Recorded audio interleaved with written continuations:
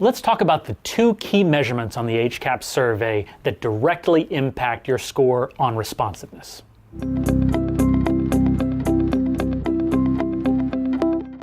The HCAHPS survey asks about the measure of responsiveness in a very specific way. It doesn't ask about responsiveness as it relates to how we deliver their food tray, how we handle their medications, or how we transport them throughout the hospital.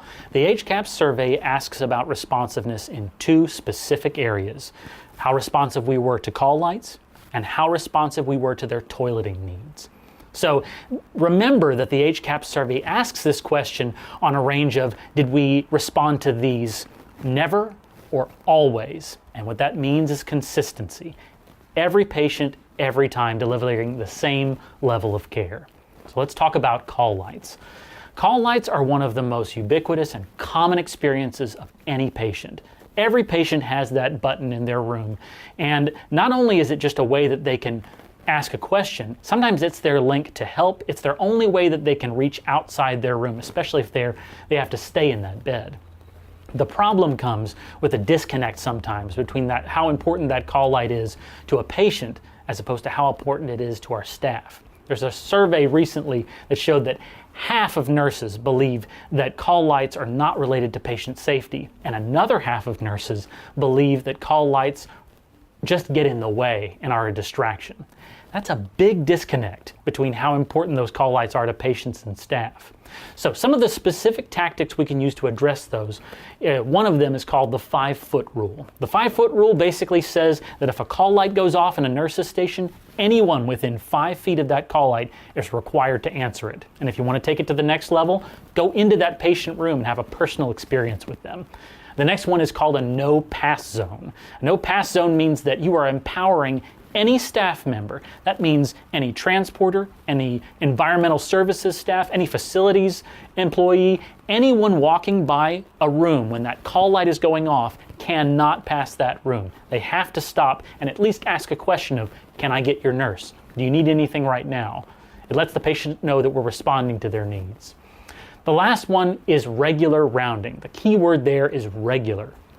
If we are going into our patient's room every hour, every 90 minutes, and that patient expects it, we've created a trust with them. They know that they don't have to get up right now to ask a question or to get something that's in their room. They know that in the next 30 minutes, we're going to be there anyway. You've created that trust, and now you've created a safer environment for that patient.